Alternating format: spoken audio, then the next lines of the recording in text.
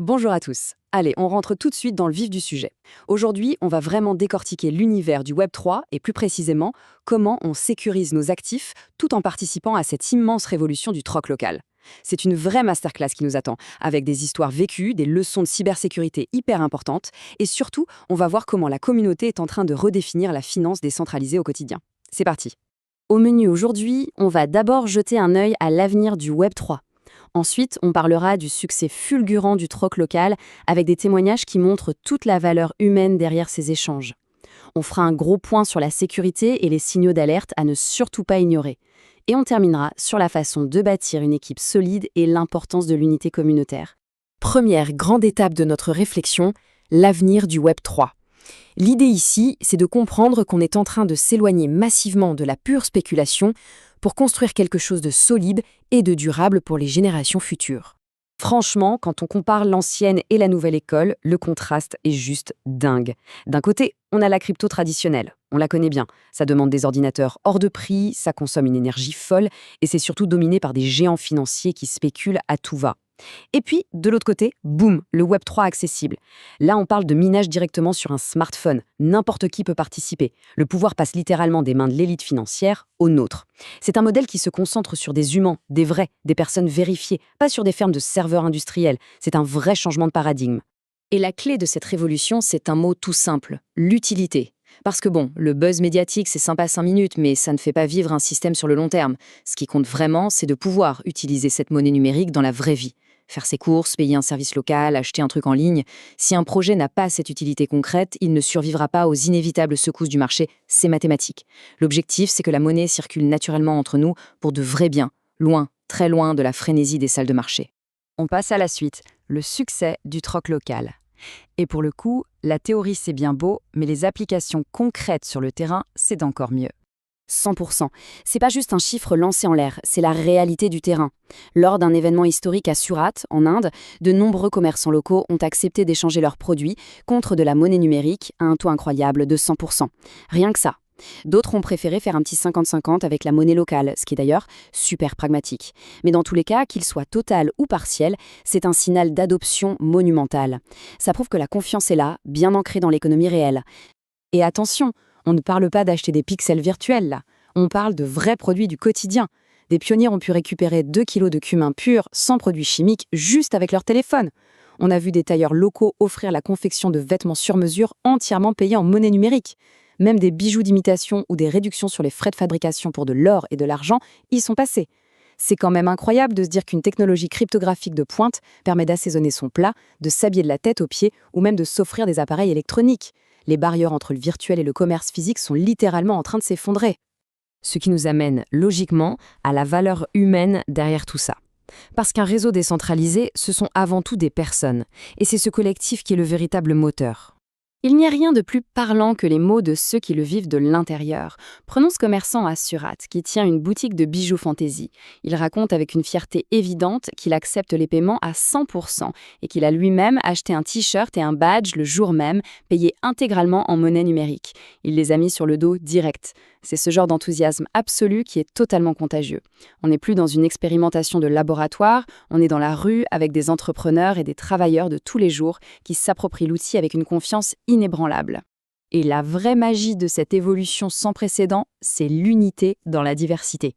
Lors de ce rassemblement, on a vu des gens venus de toutes les régions de l'Inde, du Maharashtra au Pendjab en passant par le Bihar, avec des parcours de vie complètement différents. Imaginons un peu le tableau. Des agriculteurs qui discutent avec des commerçants des villes, des étudiants qui échangent avec des vétérans de l'armée à la retraite. Tout ce beau monde est soudé par une même vision puissante d'inclusion financière. Ça prouve vraiment que le Web3 répond à un besoin universel de liberté économique qui dépasse largement les frontières habituelles. Bon, maintenant, on va aborder un point beaucoup moins réjouissant, mais absolument crucial. Pourquoi les escrocs s'acharnaient-ils autant sur ces portefeuilles numériques ? Posons-nous la question 2 secondes. S'il n'y avait absolument aucune valeur dans ces actifs décentralisés, personne ne déploierait autant d'efforts et d'ingénierie sociale pour essayer de les voler, pas vrai ? Le fait qu'il y ait autant de pirates à l'affût, c'est la preuve irréfutable que tout ça a une valeur immense. Mais du coup, ça veut dire qu'il faut être d'une vigilance absolue. La valeur attire la convoitise, on ne rigole pas avec la sécurité. Parlons donc des signaux d'alerte et de la sécurité. C'est vraiment le moment d'adopter une posture de mentor pour bien protéger les comptes et éviter les fraudes. Les histoires qu'on entend sur le terrain font parfois froid dans le dos. Prenons Kat Sachin, originaire de Pune.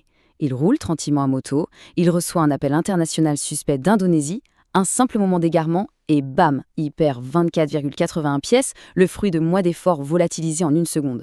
Et on a un autre pionnier, Ropi, qui a carrément perdu des centaines de milliers d'unités face à des arnaqueurs avant de devoir tout rebâtir de zéro. C'est une vraie tragédie. Ces récits ne sont pas là pour faire peur inutilement, mais pour nous réveiller. Les méthodes des escrocs sont redoutables et très sophistiquées. Il faut impérativement apprendre de ces erreurs dévastatrices. Alors, on fait comment pour bâtir une véritable forteresse numérique autour de ces actifs?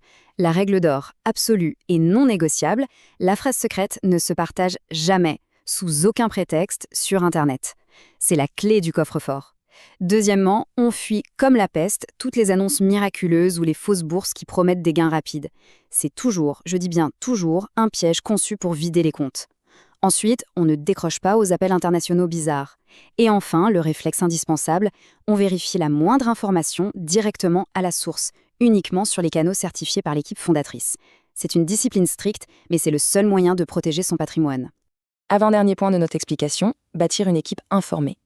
Car se protéger soi-même, c'est indispensable, mais la vraie résilience se trouve dans la force du collectif. Ce chiffre est tout simplement sidérant. 550. Ce n'est pas une métrique abstraite, c'est le nombre de parrainages qu'un seul pionnier, Sachin, a réussi à rassembler. C'est monumental. Ça montre bien qu'avec beaucoup d'empathie, de dévouement et surtout de pédagogie, une seule personne très motivée peut devenir le catalyseur d'une croissance gigantesque pour toute sa région. C'est la preuve qu'un leadership communautaire fort peut propager l'adoption à une échelle incroyable. Mais attention, un réseau, ça s'entretient sur la durée. Comment on garde tout le monde actif, motivé et en sécurité? Eh bien d'abord, en prêchant par l'exemple, on sécurise son propre portefeuille de façon irréprochable. Ensuite, on prend le temps d'accompagner chaque membre pour qu'ils fassent leur validation d'identité, le fameux KYC, correctement. C'est aussi super important de s'investir dans des événements locaux pour instaurer un climat de confiance. Et puis, la clé de voûte, la communication active. Il faut se parler de manière transparente pour éviter le découragement et tordre le cou aux fausses rumeurs. Gardons bien ça en tête. Un membre éduqué est un membre protégé.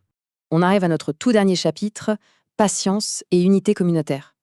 Concentrons-nous un instant sur l'état d'esprit à adopter pour triompher sur le long terme. Comme le rappelle si justement cette pensée, le vrai progrès dépend de l'infrastructure, de la sécurité et d'une durabilité à long terme. C'est pas un sprint, c'est un marathon. Rappelons-nous des balbutiements d'Internet ou des premiers jours des smartphones.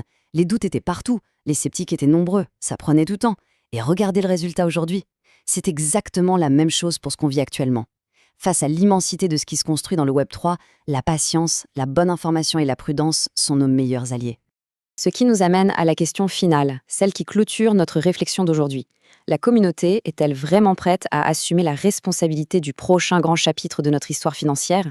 Les outils technologiques sont en place, les réseaux fonctionnent avec une efficacité dingue, et les échanges locaux prouvent tous les jours que le modèle est viable. Maintenant, c'est à nous de jouer. Il faut protéger nos actifs avec une rigueur absolue, s'éduquer continuellement et s'engager avec passion. Le succès définitif du Web 3 ne dépendra d'aucune grande institution, il ne dépend que de la solidité et de la prudence de notre propre engagement commun. À méditer.